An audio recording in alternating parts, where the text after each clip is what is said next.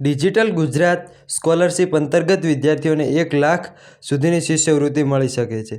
નમસ્કાર વિદ્યાર્થી મિત્રો, ધ સ્માર્ટ એજ્યુકેશન ચેનલમાં આપનું સ્વાગત છે।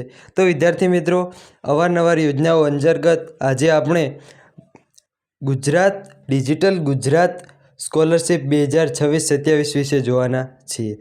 તો વિદ્યાર્થી મિત્રો, તમે ચેનલમાં નવા હો તો ચેનલને સબસ્ક્રાઈબ કરો, વિડીયોને લાઇક કરો અને શેર કરો। તો ચાલો જોઈએ। તો વિદ્યાર્થી મિત્રો, ડિજિટલ ગુજરાત સ્કોલરશિપ યોજનાનો લાભ દરેક વિદ્યાર્થી લઈ શકે છે। તો મોટી શિષ્યવૃત્તિ મેળવવાનો એક સુવર્ણ તક છે।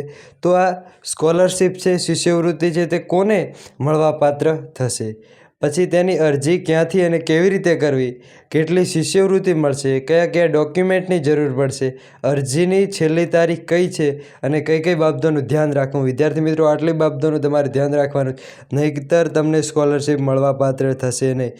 ગુજરાતના 20% જેટલા વિદ્યાર્થીઓ સ્કોલરશિપથી વંચિત રહી જાય છે।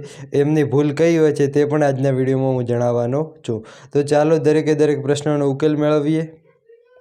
તો વિદ્યાર્થી મિત્રો, પહેલું જ એવું છે કે કોને મળશે શિષ્યવૃત્તિનો લાભ, તો તેની લાયકાત શું છે। તો વિદ્યાર્થી મિત્રો, ડિજિટલ ગુજરાત 2026 સ્કોલરશિપ માટે તેની લાયકાત છે પહેલાં તો નિવાસી। અરજી કરનાર વિદ્યાર્થી છે તે ગુજરાતનો કાયમી નિવાસી હોવો જોઈએ। કેટેગરી, તો કેટેગરી તો તે કઈ કેટેગરીમાં આવવો જોઈએ, તો SC, ST, OBC, EWS અને દિવ્યાંગ। આટલી કેટેગરીના વિદ્યાર્થીઓને આ સ્કોલરશિપનો લાભ મળશે। જનરલવાળાને આ સ્કોલરશિપનો લાભ મળશે નહીં। અને આ સ્કોલરશિપ મેળવવા માટે તમારે એક આવક મર્યાદા હોય છે, તો તે કઈ આવક મર્યાદા છે, તો કુટુંબની વાર્ષિક આવક, એટલે તમારા પરિવારના દરેક સભ્યોની વાર્ષિક આવક છે તે 2.5 લાખથી ઓછી હોવી જોઈએ। 2.5 લાખથી ઓછી હશે તો જ તમને આ સ્કોલરશિપ મળવાપાત્ર થશે। અને શૈક્ષણિક લાયકાત, એટલે ડિજિટલ ગુજરાત 2026 યોજનામાં ધોરણ 11 અને 12ના વિદ્યાર્થીઓ તથા કોલેજના વિદ્યાર્થીઓ, કોલેજમાં તમે કોઈ બી BSc, BA, BCom કોઈ પણ કોલેજ કરતા હો, ડિપ્લોમા કરતા હો તો પણ તમને મળવાપાત્ર થશે। અને તમે ધોરણ 9 અને 10માં હો તો પણ મેળવી શકશો, પરંતુ તેની તારીખ હજુ હવે આવશે। ધોરણ 11 અને 12વાળા સ્કોલરશિપનો લાભ લઈ શકશે। તો ચાલો આગળ જોઈએ વિદ્યાર્થી મિત્રો।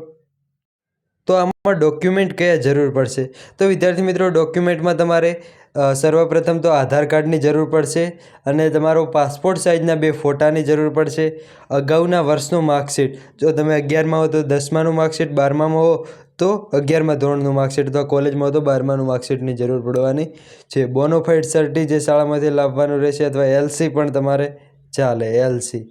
પછી જે વર્તમાન વર્ષનું ફી રસીદ હોય તો તમારે પણ તે પણ અપલોડ કરવાનું રહેશે। અને વિદ્યાર્થીના નામનો બેંક પાસબુક આધાર સાથે લિંક થયેલો હોવો જોઈએ। અને વિદ્યાર્થી મિત્રો, તમારે આવકનો દાખલો, ઇન્કમ સર્ટિફિકેટ જે 2.5 લાખથી ઓછી આવકના હોય તે જ ફોર્મ ભરી શકે છે। અને જાતિનો દાખલો, તમે કઈ જાતિમાં હોવો જોઈએ, SC, ST, OBC, જે જાતિ લાગુ પડે તેનો દાખલો, અને વિદ્યાર્થીની સહી સ્કેન કરેલી જરૂર પડશે। તો વિદ્યાર્થી મિત્રો, આ સ્કોલરશિપનો તમે અરજી ક્યાંથી અને કેવી રીતે કરી શકો છો, તો તમારે અરજી કરવા માટે સૌ પહેલાં સત્તાવાર પોર્ટલ પર જાઓ। GSEB ગુજરાત સ્કોલરશિપ પોર્ટલ, તે વેબસાઇટને તમારે વિઝિટ કરવાની છે। ત્યાં વેબસાઇટ પર જઈ રજિસ્ટ્રેશન કરવાનું છે અને રજિસ્ટ્રેશન કરી તમારે ફોર્મ ભરવાનું રહેશે। અને તે જરૂરી ડોક્યુમેન્ટ માહિતી ભરો, અપલોડ કરો અને ફોર્મને સબમિટ કરો। વિદ્યાર્થી મિત્રો, તમારે જો ડિજિટલ ગુજરાત સ્કોલરશિપનું ફોર્મ કેવી રીતે ભરવું તેનો વિડીયો જોતો હોય તો પણ તમે કોમેન્ટ કરજો, તે પણ વિડીયો ટૂંક સમયમાં આવી જશે। અને જો તમને ફોર્મ ના ભરતા આવડે તો અમે પણ તમને ભરી આપશું, તમારે એના માટે કોન્ટેક્ટ કરવાનો રહેશે। અને કોન્ટેક્ટ નંબર તમને ડિસ્ક્રિપ્શનમાં જોવા મળશે, તે કોન્ટેક્ટ પર તમે કોન્ટેક્ટ કરી અને તમે ફોર્મ ભરી શકશો। જો તમે બજારમાં ભરવા જશો ફોર્મ, તો તેના કરતાં ઓછા પૈસે તમે અમારી પાસે ફોર્મ ભરાવી શકશો। મહત્ત્વની માહિતી તમે ચૂકતા નહીં। ચાલો તો હવે આગળ જોઈએ કેટલી સ્કોલરશિપ મળવાપાત્ર થશે। તો વિદ્યાર્થી મિત્રો, સ્કોલરશિપમાં તમારે એવું હોય છે કે કેટેગરી અને કોર્સ મુજબ અલગ અલગ હોઈ શકે છે। તો તમને 1 લાખ પણ સ્કોલરશિપ મળી શકે છે, પણ તેના માટે તમારે ક્રાઇટેરિયા હોવા જોઈએ। અને તેમાં સામાન્ય રીતે 2300થી અને 13,500 સુધીની પ્રતિ વર્ષ સુધીનું મેન્ટેનન્સ એલાઉન્સ મળી શકે છે। તમને 13,000 પ્રતિ વર્ષ પણ મળી શકે છે, 1 લાખ શિષ્યવૃત્તિ પણ મળી શકે છે। અંદર તમે વેબસાઇટ ભરશો એટલે તમને સિલેક્ટ કરવાનું આવી જશે, તમને કેટલી સ્કોલરશિપ મળશે તે। પછી ઉપરાંત કેટલીક સ્કીમમાં ટ્યુશન ફી અને અન્ય મંજૂર ફી પણના નિયમો ભરપાઈ કરવામાં આવે છે. તો તે સ્કીમ અને કોર્સ મુજબ વિદ્યાર્થી મિત્રો સ્કોલરશિપ તમને અલગ અલગ હોઈ શકે છે. ફોર્મ ભરવાની તારીખ કઈ છે? તો ફોર્મ ભરવાના 6 જુલાઈ 2026થી અને 30 સપ્ટેમ્બર 2026 સુધી છે. તો તમારે 30 સપ્ટેમ્બર પહેલાં ફોર્મ ભરાઈ દેવા જોઈએ. અને ધ્યાનમાં રાખવા જેવી બાબત કઈ છે? આના કારણે વિદ્યાર્થીઓને સ્કોલરશિપ તેમના ખાતામાં જમા થતી નથી. તો વિદ્યાર્થીનું બેંક ખાતું આધાર સાથે લિંક હોવું જોઈએ અને KYC ફરજિયાત કરાયેલું હોવું જોઈએ. આ 2 ક્રાઇટેરિયા તમારે પૂરો હોવો જોઈએ. નકર તમારી સ્કોલરશિપ છે તમારા બેંક ખાતામાં અપલોડ થશે નહીં.